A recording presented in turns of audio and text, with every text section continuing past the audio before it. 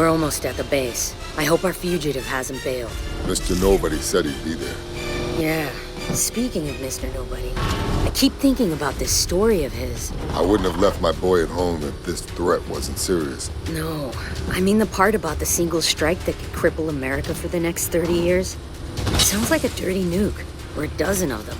You better believe I'm not having baby Brian grow up in a world like that. The Fast and Furious saga started on the NOS-fueled streets of Los Angeles and has since gone on to become one of the biggest franchises on the planet. Theme park rides, video games, toys, and nearly $6 billion at the box office have cemented its place in the pop culture pantheon.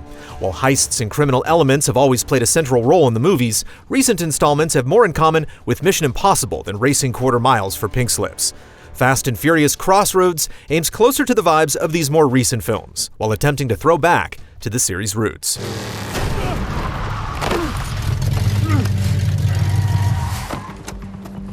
Not so fast. The story takes place sometime after the fate of the Furious. Dominic Toretto and Letty Ortiz are investigating a lead from Mr. Nobody about a possible attack on U.S. soil, which leads them to the Tatacool, an ancient organization considered to be the original highway robbers. Elsewhere, newcomers Vienna Cole and Cam Stone get tangled up with the shadowy organization through their friend Sebastian, who owes them a considerable debt.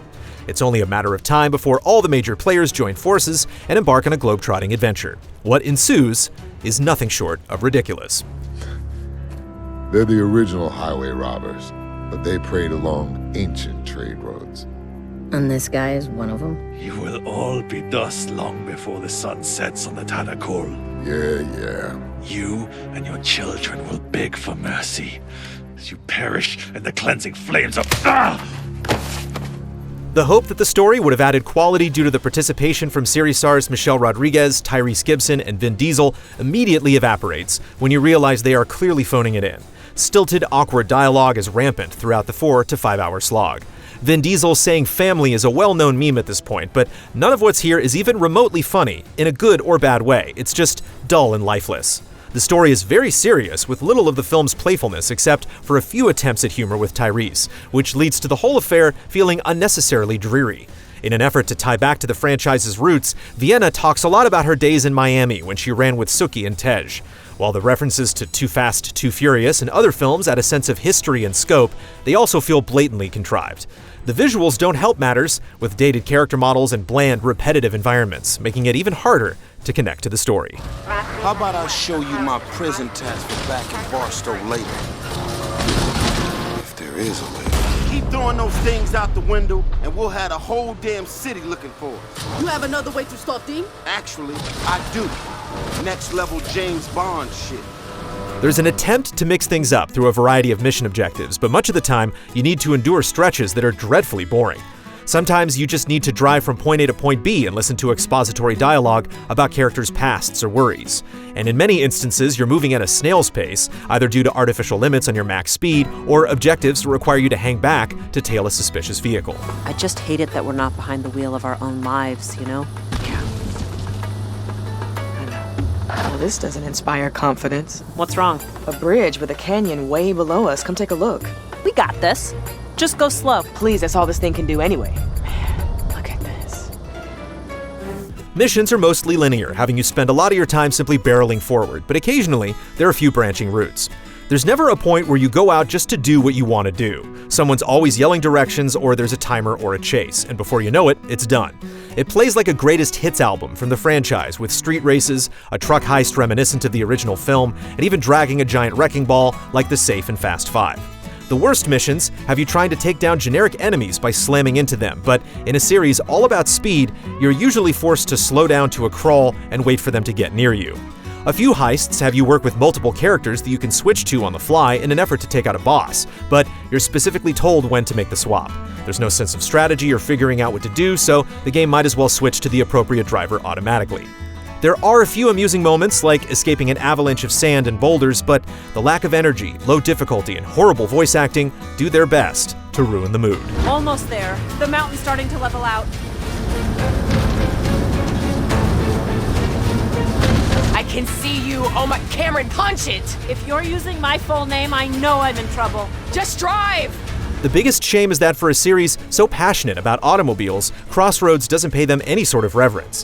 While you're always behind the wheel, the game takes the focus off of driving and puts it on what it wants you to do while you're along for the ride. Options players might expect, like manual shifting, upgrades, customization, or even different camera angles, are all absent, and the game doesn't even feature a speedometer.